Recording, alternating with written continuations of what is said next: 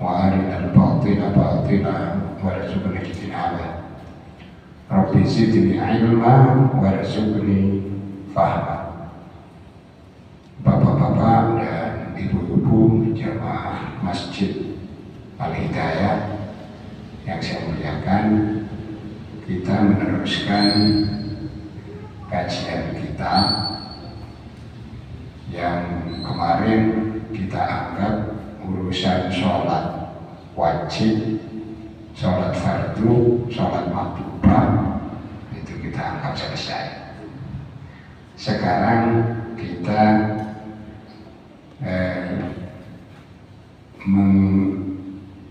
menjelaskan sholat sunnah, sholat nafilah. Jadi bahasa hukumnya bilang sholat sunnah. Sunnah itu bukan sunnah dalam pengertian hadis ya, sunnah dalam pengertian hukum. Jadi yang sholat yang dianjurkan, tidak wajib. Misalnya tidak dilaksanakan, tidak berdosa.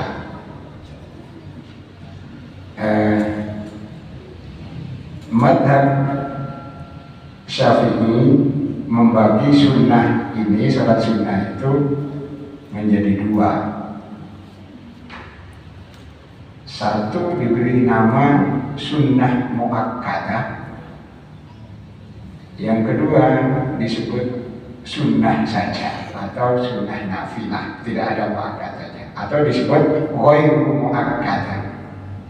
Itu yang memberi nama Asy-Syafi'i, Imam Syafi'i yang memberi nama.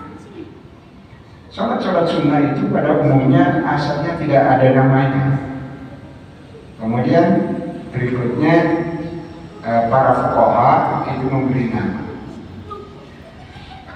Misalnya sekarang mungkin dimulai dari namanya sunnah rawatib. Apa sunnah rawatib itu? Sholat sunnah yang mengikuti sholat wajib. Jadi misalnya sholat sunnah sebelum subuh, sholat sunnah sebelum zuhur, sholat sunnah setelah zuhur, sholat sunnah sebelum asar. Setelah asar tidak ada. Sholat sunnah sebelum maghrib. Ini ada sebelum maghrib. Setelah maghrib, sholat sunnah sebelum isya dan sholat sunnah setelah isya. Itu rawatib. Tapi lebih dari itu mungkin ini harus dia sampaikan pertama, karena orang itu biasanya untuk sholat jamaah itu kan ke masjid. Ketika ke masjid itu kita masuk masjid, etikanya kita tidak boleh langsung duduk, tidak boleh langsung khutbah. Kalau khatib sedang khutbah, maka dia harus sunnah dulu. Gak apa-apa, waktunya tetap jalan. Nanti kita lihat hadisnya bagaimana. Itu disebut diberi nama sholat tahiyatul masjid. Tapi yang memberi nama tahiyatul masjid itu bukan Nabi. Yang memberi nama itu adalah para fuqaha yang datang kemudian. Nah, harus kita tahu bahwa urusan sholat itu di dalam Al-Quran hanya disebut global saja. Teknisnya itu disebut di dalam hadis. Makanya Nabi bersabda, "Shollu kama ra'aitumuni usolli." Sholatlah Anda seperti Anda melihat gerakan saya sholat. Itu kalau lebih jelas. Jadi berarti urusan sholat secara teknis lebih banyak disebut di dalam hadis. Baik, sekarang kita mulai dari sholat tahiyatul masjid. Ada di dalam hadisnya begini, Nabi saat itu sedang khutbah Jumat. Kemudian seseorang datang masuk masjid. Karena Nabi sedang khutbah, maka orang itu langsung duduk mendengarkan khutbah. Terus Nabi, ya rajul, kum fasallu. Hai kamu, jadi Nabi menghentikan khutbahnya. Orang ini berdirilah, kamu sholat, sholli rakaatain. Tapi tidak disebutkan sholat apa namanya, pokoknya sholat, sholli rakaatain. Berdasarkan hadis itu, maka sholat tahiyatul masjid itu disebut sunnah muakkadah, sunnah yang sangat kuat. Karena Nabi memerintahkan, bahkan ada yang memberi pemahaman karena Nabi perintah, maka itu wajib dilaksanakan. Tapi umumnya tidak benar. Misalnya ada orang yang berkata seperti itu, ya wajar karena Nabi memerintahkan, maka diberi hukum wajib misalnya, nggak salah. Tapi umumnya ulama, jumhur ulama, sholat sunnah tahiyatul masjid itu adalah sunnah muakkadah. Ya. Jadi kita mau ngaji mau apa, kalau masuk masjid sholat sunnah tahiyatul masjid. Kalau ke Madinah, ini bedanya ini.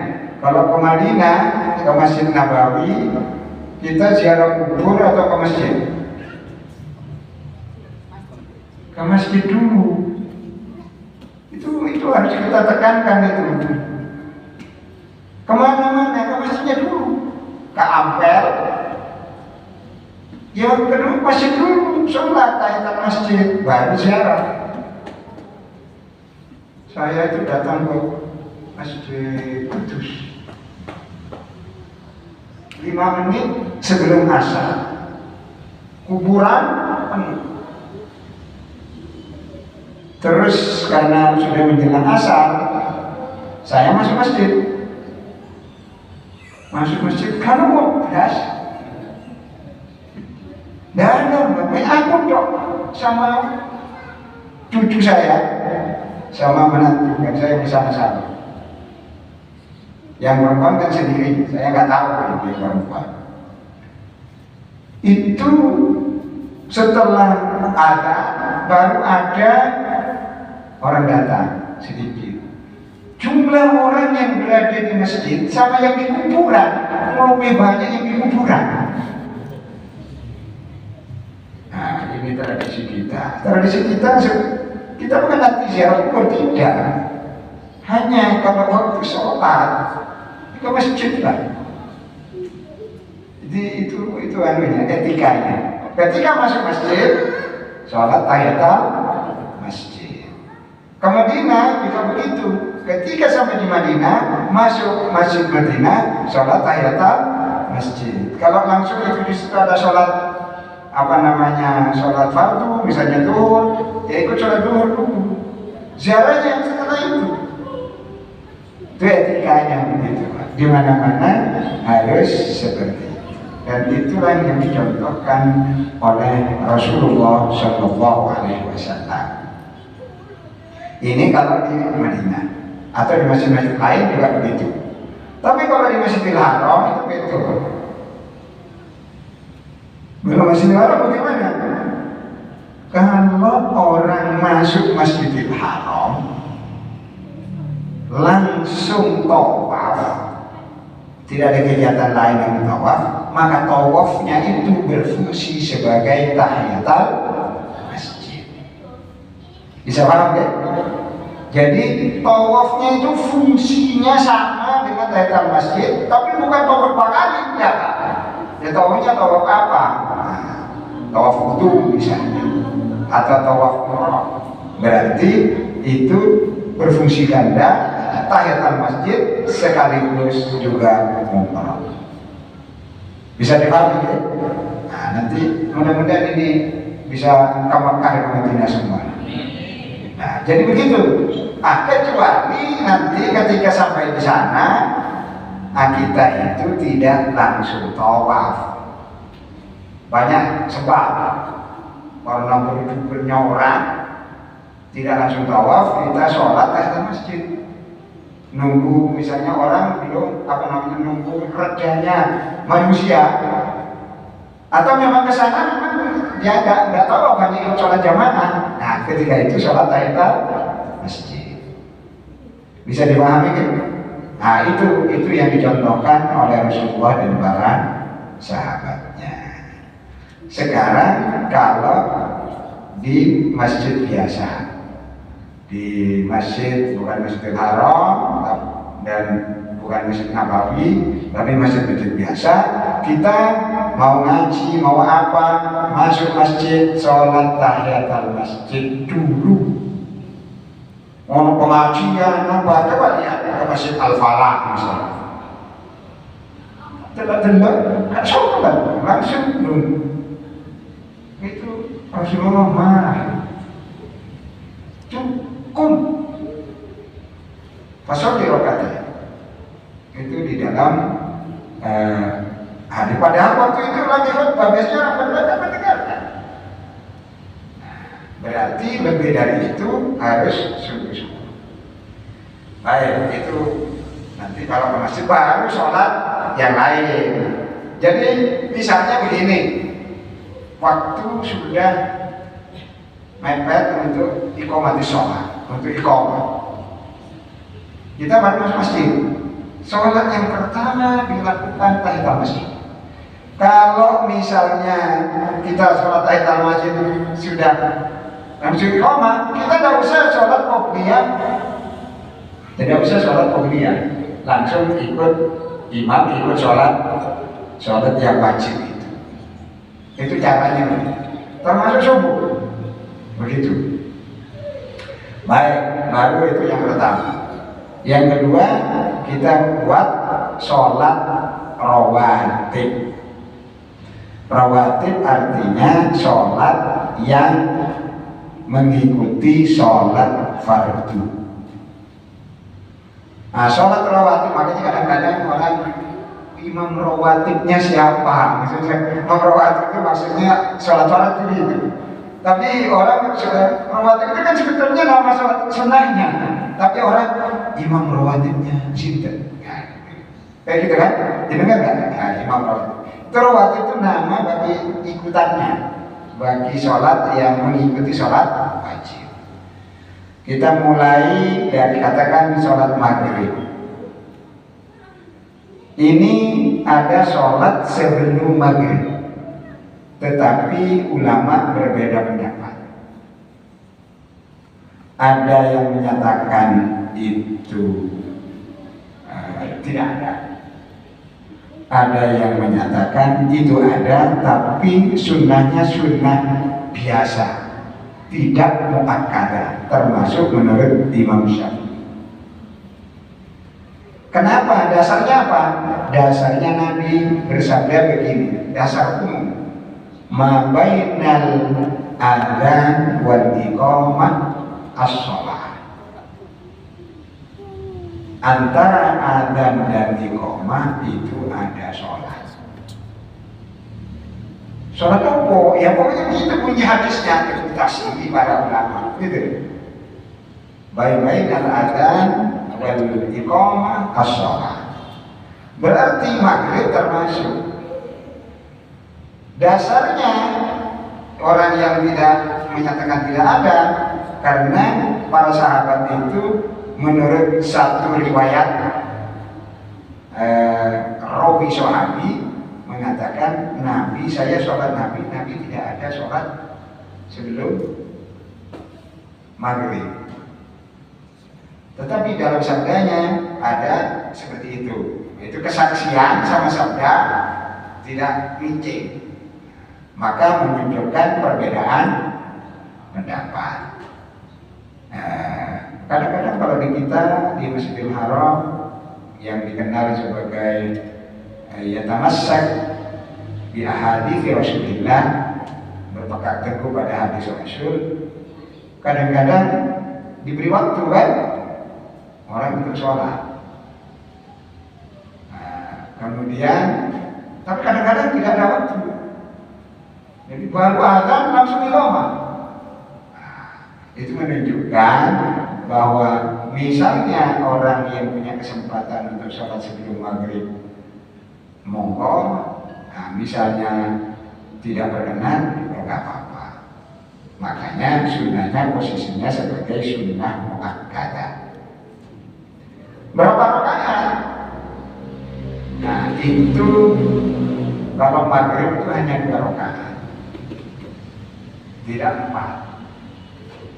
Sedangkan setelahnya yang muakkadah 2 rakaat, yang tidak muakkadah ditambah 2 rakaat lagi, berarti 4 rakaat. Muakkadah itu Nabi selalu, yang muakkadah itu Nabi selalu melaksanakannya, itu muakkadah. Kalau Nabi kadang melakukan, kadang tidak, itu dari ghairu muakkadah ukurannya itu. Kemudian sebelum Isya, sebelum Isya itu didasarkan pada hadis yang umum, mawainal adzan wal iqamah shalah, maka sebelum Isya ada sholat qobliyah Isya. Tetapi karena kesaksian para sahabat, sebagian pernah melihat Nabi sholat qobliyah Isya, tapi sebagian besar sebelum Isya itu Nabi itu mereka tidak melihat Nabi sholat sebelum Isya, maka posisi qobliyah Isya itu yang rakaat itu di perbedaan pendapat. Ada yang menyatakan sunnah, ada yang menyatakan tidak. Langsung. Jadi kan menemukan nemu yang mana? Nemunya. Kalau ikram salat, ada yang ikut yang langsung, tidak ada salat qobliyah Isya atau enggak? Ada apa enggak? Ada. Ada ya, ada yang tidak. Nah, itu. Kalau ada yang seperti itu, yuk hafsah boleh. Nah, setelah Isya itu 4 rakaat. Tetapi yang muakkadah yang selalu dilakukan oleh Nabi hanya 2 rakaat. Gitu. Misalnya dengan 4 boleh yang 2 rakaat, ghairu muakkadah. Itu. Kemudian sekarang subuh. Nah, subuh ini yang paling penting. Karena dalam hadis sholat fajar, fajar itu dalam bahasa hadis, bahasanya bahasa fajar. Makanya orang Mekah, orang Madinah, tidak ada orang bilang sholat subuh kan? Tanya Pak Iburan kan? Di sana bilangnya sholat apa orang sana? Sholat fajar. Nah, karena di dalam hadis itu disebut sholat fajar. Maksudnya sholat subuh menurut kita. Sholat qobliyah subuh atau qobliyah fajar, sholat sebelum subuh itu hanya 2 rakaat.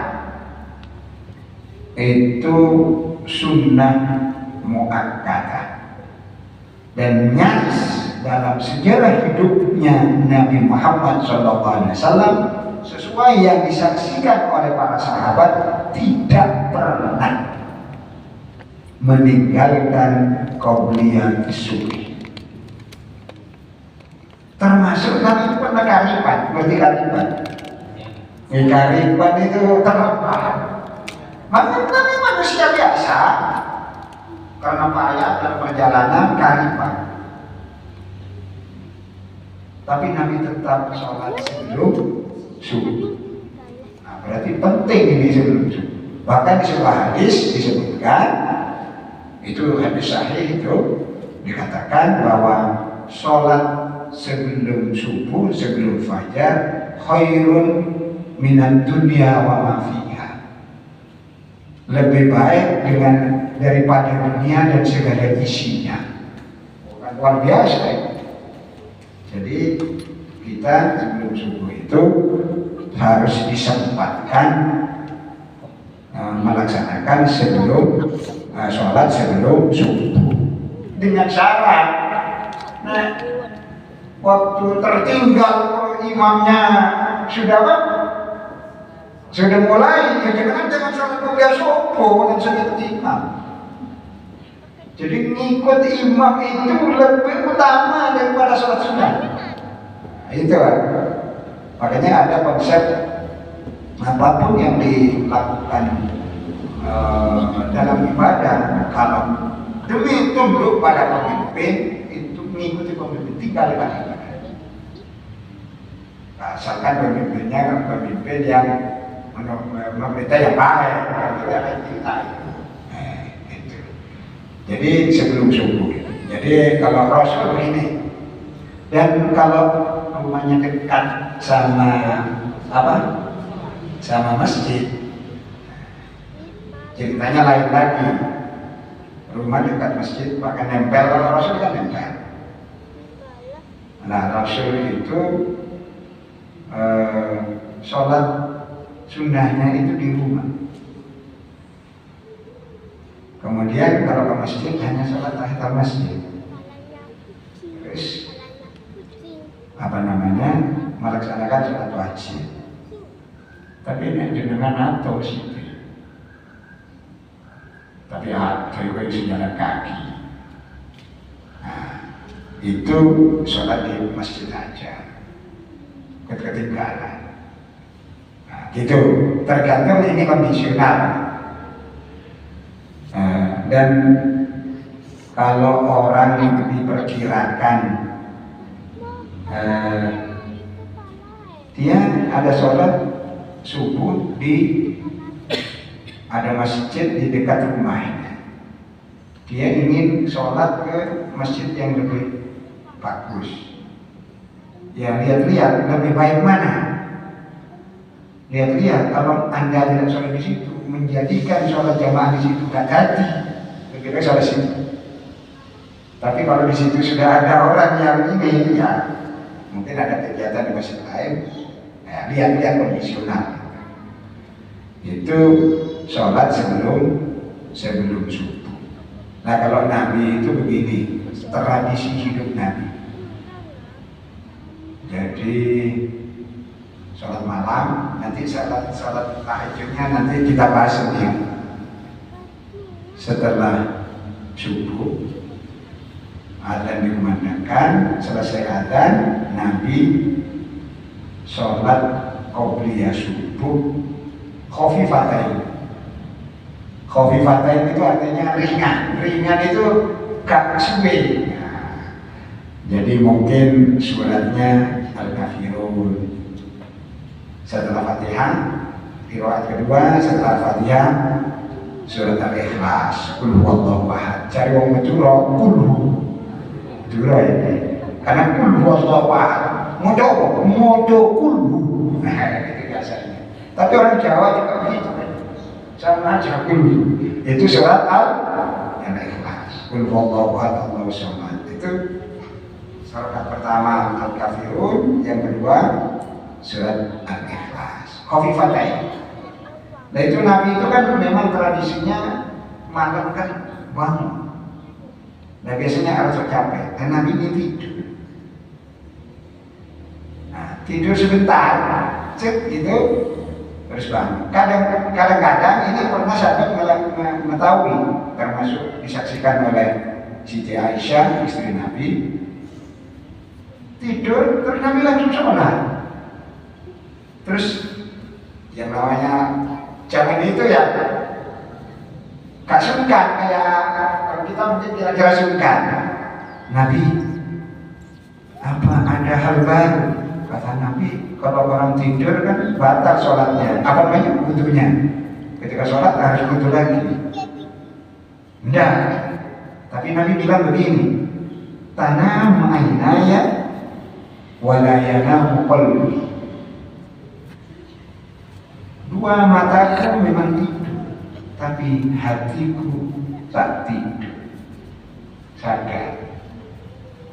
Itu tidak membatalkan sholat. Itu khosyah yang istimewaan Nabi. Ini awakmu kaiso.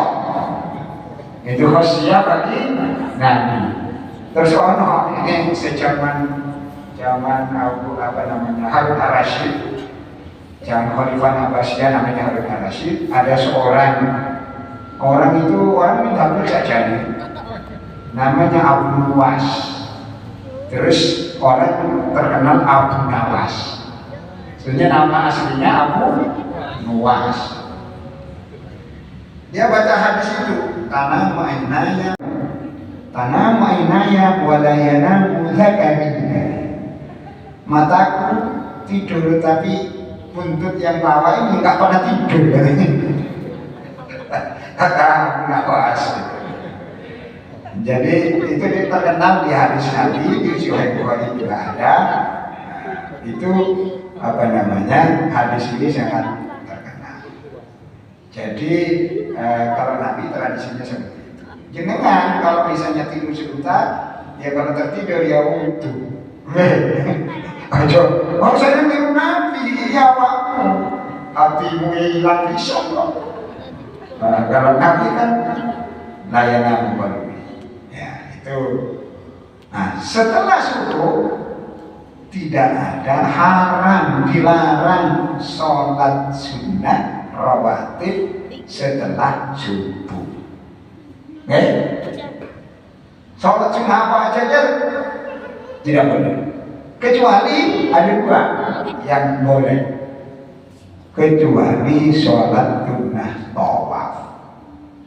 Jadi jenengan tawaf, selesai tawaf subuh misalnya, atau dia waktu ini ikut sholat, kemudian setelah sholat tawaf, jenengan kan setelah sholat subuh, kan setelah tawaf itu tawafnya kan belum sholat, maka dia sholat sunnah tawaf di belakang makom Ibrahim, itu boleh, walaupun setelah subuh. Itu satu. Nomor dua, sholat jenazah. Jadi sholat subuh, terus setelah itu nunggu, setelah sholat subuh orang sholat jenazah, itu boleh. Selain ini tidak boleh. Sampai kapan? Sampai matahari qadra rumhi, setombak. Kira-kira kalau di sini jam 6 ya. Sudah agak tinggi. Nah, itulah yang ada perbedaan di kalangan para ulama. Kapan yang disebut dengan sholat syuruk? Pernah dengar ya? Sholat syuruk. Sholat syuruk itu harus sudah matahari sudah agak tinggi. 15 menit setelah matahari terbit. Ada syuruk, istilah syuruk. Dan juga nanti ketika asar, setelah sholat asar tidak ada sholat, kecuali yang tadi itu ya, sholat jenazah, sholat tawaf, itu yang boleh, yang lain tidak boleh. Nah itu yang harus kita lakukan. Ini subuh ya. Sekarang setelah subuh zuhur itu yang muakkadah 2 rakaat sebelum zuhur. Kalau masuk masjid syaratnya sholat tahiyatul masjid dulu, baru sholat qobliyah zuhur. Tapi kalau sampai masjid sudah ada, ya nggak usah sholat tahiyatul masjid, nggak usah sholat qobliyah zuhur, ikut langsung sholat jamaah. Sholat jamaah ini sudah 1 rakaat, sholat di sana. Sholat tahiyatul masjid jamaah nggak boleh. Gitu. Jadi kita harus paham. Jadi sholat sebelum zuhur itu syaratnya sudah ada. Jadi setelah adzan, kalau di masjid setelah adzan. Kalau ada mungkin komat dewe kan gitu. Nah, ya sendirian ya sama dewe kan. Ojo banter-banter. Nah, gitu. Terus komat sendiri. Jadi setelah adzan harus sholat. Nah, itu sunnah muakkadahnya 2 rakaat, tidak muakkadahnya 2 rakaat, berarti 4 rakaat. Setelah zuhur juga begitu, sunnah muakkadahnya 2 rakaat, tidak muakkadahnya 2 rakaat. Itu setelah zuhur. Ada problem. Kalau Jumat gimana? Bisa nggak dikiaskan, dianalogikan sholat Jumat dengan sholat zuhur? Ini kalau dulu biasanya katanya bilalnya istinsol, namanya istinsol, memberi pengantar kepada orang supaya orang itu diam ketika khotib masuk nanti naik mimbar. Itu ada nggak? Ada hadisnya. Memang Nabi memberitakan Bilal supaya istamsikin nas, buatlah manusia supaya diam karena khotib akan naik mimbar. Itu ada. Tapi tradisi kita yang begitu itu orang itu. Tapi nek Muhammadiyah kawan, bisa ngerti HP. Di sini ini itu ketika Nabi begitu memang istinas. Tapi kalau di sini ada yang kalau di NU kan formal, ada tongkatnya. Ya, nah itu orang ansitu wasma'u min Abi Hurairah radhiyallahu anhu anna Rasulullah sallallahu alaihi wasallam kan gitu. Kita ini apa namanya yang bisa dipakai di masjid-masjid. Itu baru. Nah, kalau kita ke Mekah dan adzannya 2 kali kalau di NU itu 2 kali adzannya kan. Kalau di Muhammadiyah 1 kali. Kok 1 kali? Sudah amat. Kira-kira cerita 2 kali itu gimana? Jadi dulu memang zaman Nabi itu 1 kali. Tapi orang sudah paham. Zaman Sayyidina Utsman dengan Abu Bakar itu 1 kali, zaman Sayyidina Umar 1 kali. Zaman Sayyidina Utsman orang mulai bakar. Sudah waktunya apa namanya? Menjelang sholat, wong bermono, maka dibuatlah adzan 2 kali. Adzan yang pertama memanggil orang supaya datang. Adzan yang kedua adalah khotib sudah di atas mimbar. Kan gitu. Nah tapi kalau di Mekah, kalau di sini masuk zuhur dulu baru adzan kan begitu. Iya enggak? Kalau di Indonesia mana orang-orang NU itu kalau di masjid-masjid NU misalnya apa namanya baru adzan. Kalau adzan itu menunjukkan bahwa sudah masuk waktu zuhur. Maka setelah itu karena bainal adzan wal iqamah maka orang sholat qobliyah Jumat. Gitu, caranya tadi itu. Tapi kalau di Mekah, di Masjidil Haram atau di Masjid Nabawi, saya lama melakukan pemantauan. Di sana itu adzan pertama itu dikumandangkan 1 jam sebelum. Maka setelah adzan itu kawan masyarakat Jumat ukur masuk kuning. Tapi di luar sana di Mekah lah sholat kabeh. Kalau diperingatkan masih minta perang tahun sampai dianggap gak paham. Itu belum. Kalau mau sholat yang lain aja. Bukan qobliyah Jumat. Nah, itu apa namanya, kalau seperti ini problemnya di situ. Jadi kalau kemudian setelah misalnya kalau ada sholat mabainal adzan wal iqamah, ada sholat, bagaimana kalau sudah seret adzan yang kedua itu imamnya sudah di atas, khotib juga di atas, sudah ada sholat, kecuali sholat tahiyatul masjid kan bisa ada. Nah itu Pak. Jadi kita harus juga memahami itu di mana tempat kita. Jadi kalau orang teman-teman Muhammadiyah karena tidak ada apa namanya adzan kedua, adzan langsung khotib di atas mimbar, itu tidak ada berarti sholat qobliyah. Tapi ojo kawono sholat tahiyatul masjid ada di Muhammadiyah. Karena di Muhammadiyah itu masuk zuhur langsung imamnya naik mimbar. Wes orang istighfar tidak ada, oke langsung nggak usah naik. Kalau dia itu kan ada ansitu, wes mau rahimakumullah kan gitu kan? Itu memang tradisinya. Tapi coba kata Lamongan. Kata orang Lamongan ini kalau yang agak kota pinggir pesisir itu Muhammadiyahnya kuat. Tapi kalau yang ke pedalaman, NU-nya kuat.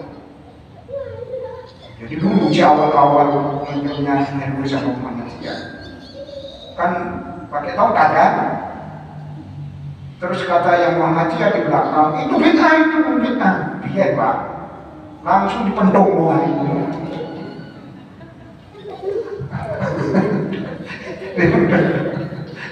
Jadi itu yang bid'ah bukan tongkatnya, tapi yang bid'ah itu kulihiku.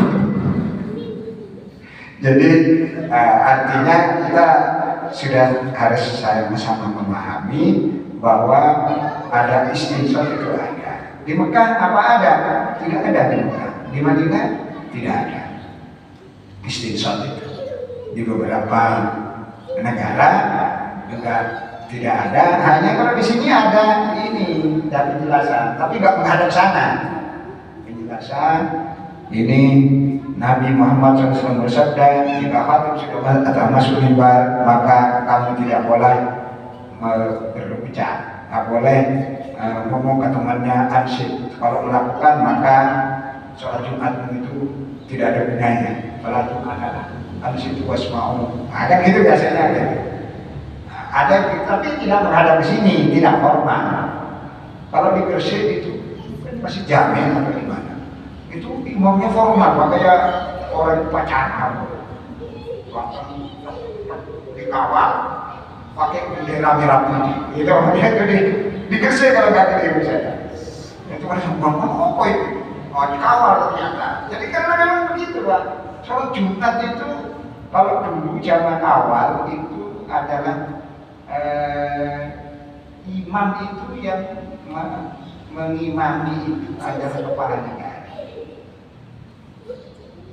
Jadi kepala negara. Tapi kepala negara suwi-suwi zaman Sayyidina Umar dipateni, ditusuk dari belakang. Akhirnya muncul keamanan. Tempatnya para pemimpin itu dibuat namanya Maksurah. Tapi masjid itu nggak ada Maksurah. Maksurah itu artinya istana. Itu tempatnya kepala negara atau tempatnya gubernur, tempatnya bupati. Karena bupati sekaligus menjadi imam sholat, terutama sholat Jumat. Jangan lihat Pak, sekarang bupati ini sekarang nggak ngaji, nggak susah. Kemudian ini harus dijaga.